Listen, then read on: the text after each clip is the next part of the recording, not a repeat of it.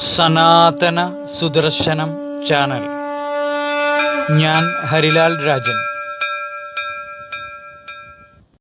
നിങ്ങൾ ഈ ചാനൽ ഇതുവരെ സബ്സ്ക്രൈബ് ചെയ്തിട്ടില്ലെങ്കിൽ ഇപ്പോൾ തന്നെ സബ്സ്ക്രൈബ് ചെയ്യുക, ആ ബെൽ ബട്ടണും അമർത്തുക. ഇന്നിവിടെ നമ്മൾ മനസ്സിലാക്കാൻ പോകുന്നത് ശബരിയുടെ ഭക്തി.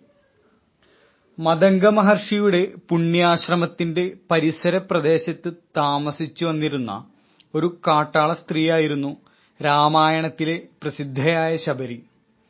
അവൾ നിത്യേന തന്റെ കുടിലിൽ നിന്ന് പല ആവശ്യങ്ങൾക്കുമായി കാട്ടിലേക്ക് പോവുകയും വരികയും ചെയ്തിരുന്നു. അത് മതംഗ മഹർഷിയുടെ ആശ്രമത്തിന്റെ പടിക്കൽ കൂടെയുമായിരുന്നു.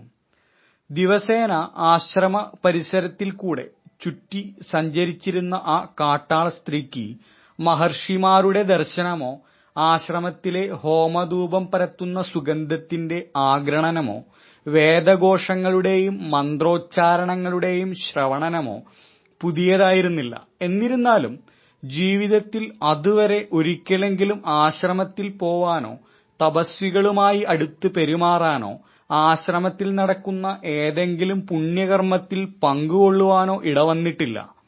ഭക്തിയും വിശ്വാസവും ഇല്ലാഞ്ഞിട്ടല്ല, തപസ്വികളെ മതിപ്പില്ലാഞ്ഞിട്ടുമല്ല, സത്സംഗത്തിൽ തൃഷ്ണയില്ലാഞ്ഞിട്ടുമല്ല. ചണ്ടാളയാണവര്. അപ്പൊ ചണ്ടാളയായിട്ടുള്ള ഒരു സ്ത്രീ തപസ്വികളെ സമീപിക്കാൻ പാടില്ലെന്ന ആചാര നിർബന്ധമാണ് അവളെ വിലക്കിയത്. എന്നാലും അവളുടെ ഭക്തി അവളെ അങ്ങോട്ട് ആകർഷിച്ചുകൊണ്ടേയിരുന്നു. കാന്തം ഇരുമ്പിനെ എന്ന പോലെയാണ് സജ്ജനങ്ങൾ ഭക്തിയുള്ളവരെ ആകർഷിക്കുന്നത്. അവർക്ക് സജ്ജനങ്ങളെ കണ്ടാൽ അവരെ സമീപിക്കാതിരിക്കാൻ വയ്യ. ഈ നില ശബരിയെയും ബാധിച്ചു.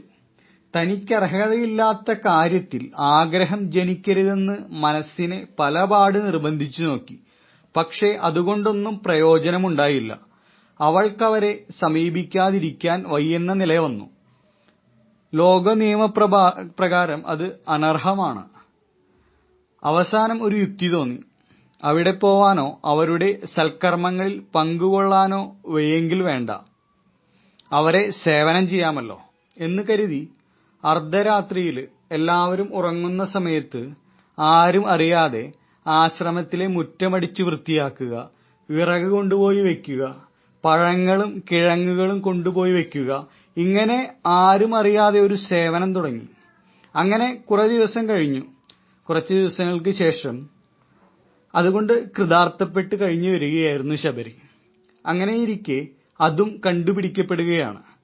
ദിവസേന ആശ്രമത്തിൽ വിറകും പഴങ്ങളും മറ്റും കൊണ്ടുവയ്ക്കുന്നതും മുറ്റമടിച്ച് വൃത്തിയാക്കുന്നതും മറ്റും ആരാണെന്നറിയാൻ ആശ്രമവാസികളായ ചില ബ്രഹ്മചാരികൾ ഉത്കണ്ഠിതരായി.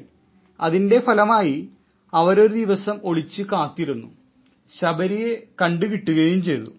അവർ ബഹളം കൂട്ടി. ആശ്രമത്തെയും തങ്ങളെയും വളരെ ദിവസമായി അശുദ്ധമാക്കിക്കൊണ്ടിരിക്കുന്ന ആ നീച സ്ത്രീയെ ശിക്ഷിക്കണമെന്നായി അവർക്ക് തക്ക ശിക്ഷ കൊടുക്കണമെന്നവർ വാദിക്കുകയാണ്. അപ്പോഴാണ് മതംഗ മഹർഷി വിവരമറിയുന്നത്. ശബരിയുടെ അത്യന്ത നിഷ്കളങ്കമായിട്ടുള്ള ആ ഭക്തിയും ത്യാഗവും കണ്ട് അദ്ദേഹത്തിന്റെ മനസ്സലിയുകയാണ്. അവളെ അന്നു മുതൽ ആശ്രമത്തിൽ താമസിച്ച് വരികയും ചെയ്തു. അതിനായിട്ട് അനുവദിക്കുകയാണ്. ഇങ്ങനെയാണ് കാട്ടാള സ്ത്രീയായ ശബരി മതംഗ മഹർഷിയുടെ പുണ്യാശ്രമത്തിൽ താമസിക്കാൻ ഇടയായ കഥ. വിദ്യാഭ്യാസം, തപസ്, യോഗാനുഷ്ഠാനം, തത്വവിചാരം തുടങ്ങിയ ആധ്യാത്മിക ജ്ഞാനത്തിന്റെ ഉപകരണങ്ങളിൽ ഒന്നുപോലും അവൾക്കുണ്ടായിരുന്നില്ല. എങ്കിലും സ്വാഭാവികമായി തന്നെ പരമ നിഷ്കളങ്കമായിട്ടുള്ള ഭക്തിയും ഏറ്റവും ദൃഢമായ ഒരു വിശ്വാസവും ഉണ്ടായിരുന്നു. അതാണ് ആ പാവപ്പെട്ട കാട്ടാള സ്ത്രീയെ സജ്ജനങ്ങളുടെ മധ്യത്തിലേക്കും അവരിൽ കൂടെ ക്രമേണ ഈശ്വരങ്കലിലേക്കും നയിച്ചതെന്ന് വേണം പറയാനായിട്ട്. ഭഗവാന് നിവേദിക്കാൻ വേണ്ടി അവൾ സഞ്ചരിച്ചിരുന്ന പഴങ്ങളിൽ ഓരോന്നും കടിച്ച് രുചിച്ചു നോക്കുക പോലും ചെയ്തിരുന്നു. ഭഗവാന് കൊടുക്കുന്ന പഴങ്ങള് അവിടെ നിന്ന് ഇവിടെ നിന്നായിട്ട് അവർ ശേഖരിച്ചതാണ്. അത് ഓരോന്നും കടിച്ച് അതിന്റെ രുചി നോക്കിയതിനു ശേഷമാണ് ഭഗവാന് നിവേദിച്ചത്. താൻ കടിച്ച പദാർത്ഥം ഭഗവാന് നിവേദിക്കാൻ പറ്റില്ലെന്നുള്ള അറിവ് പോലും അവർക്കുണ്ടായിരുന്നില്ല. എന്നിട്ടും ഭഗവാൻ ആ പുണ്യവതിയെ ഏറ്റവും ആർദ്രതയോടെ അനുഗ്രഹിച്ചു. അവൾ കൊടുത്ത പഴങ്ങളെ ഭഗവാൻ വളരെ രുചിയോടെ ഭക്ഷിച്ചു. ഭഗവാൻ ശ്രീരാമചന്ദ്രനും ശബരിയും തമ്മിൽ രസകരമായൊരു സംഭാഷണം നടക്കുന്നുണ്ട് രാമായണത്തില്. ശബരി ചോദിക്കുകയാണ് ഭഗവാനോട്, ഈശ്വര സാക്ഷാത്കാരത്തിന് വേണ്ട ഉപകരണങ്ങളൊന്നുമില്ലാത്ത അവൾക്ക് ഭഗവാൻ എന്താണ് ദർശനം കൊടുക്കാൻ കാരണമെന്ന്. അതിന് ഭഗവാൻ മറുപടി പറയുകയാണ്, വേദാന്തജ്ഞാനത്തിന്റെ മർമ്മം തുറന്നു കാണിക്കുകയാണ്. മറ്റെല്ലാ ഉപകരണങ്ങളെക്കൊണ്ടും ഉണ്ടായിത്തീരേണ്ട മുഖ്യമായ സംസ്കാരമാണ് വിഷയങ്ങളിൽ നിന്നുള്ള നിത്യമായ വേർപാടും അതുപോലെ ഈശ്വരങ്കലുള്ള നിരതിശയമായ നിഷ്കളങ്കമായ നിഷ്കാമമായിട്ടുള്ള ഭക്തിയും പ്രേമവും. അതാണ് ഒരാളെ ഈശ്വരങ്കലിലേക്ക് നയിക്കുന്നത്, ഈശ്വരനിലേക്ക് ഉയർത്തുന്നത്, ഈശ്വരനിലേക്ക് അവരെ അടുപ്പിക്കുന്നത്. ഭാഗ്യം കൊണ്ട് അത് നിനക്കുണ്ടായി. അപ്പോൾ മറ്റൊന്നും ഇല്ലെങ്കിലും അത് ധാരാളമായി നിന്നെ ഉയർത്താൻ പ്രാപ്തമായതായി. മറ്റൊന്നിന്റെയും പിന്നെ ആവശ്യം ഇല്ലാതെയായി എന്നാണ് ഭഗവാൻ ശ്രീരാമചന്ദ്രൻ ശബരിയോട് അരുൾ ചെയ്തത്. ഇതിൽ നിന്ന് മനസ്സിലാക്കാൻ കഴിയുന്നു, ഒരാൾക്ക് എന്തൊക്കെ തന്നെ ഉണ്ടായിക്കഴിഞ്ഞാലും അല്ലെങ്കിൽ എന്തൊക്കെ ഇല്ലെങ്കിലും വിഷയവിരക്തിയും ഈശ്വരപ്രേമവുമാണ് അയാളെ ഉയർത്തുന്നതെന്ന്. അതുണ്ടെങ്കിൽ ഈ നിഷ്കളങ്കമായ ഭഗവത് ഭക്തി, വിഷയങ്ങളോടുള്ള വിരക്തി, ഇതുണ്ടെങ്കിൽ ബാക്കിയെല്ലാം ഉപയോഗശൂന്യമായി.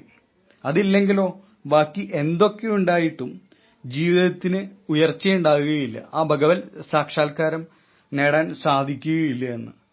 അതിനാൽ ഭക്തിയും വൈരാഗ്യവും തന്നെയാണ് മുഖ്യമായ സമ്പത്ത്.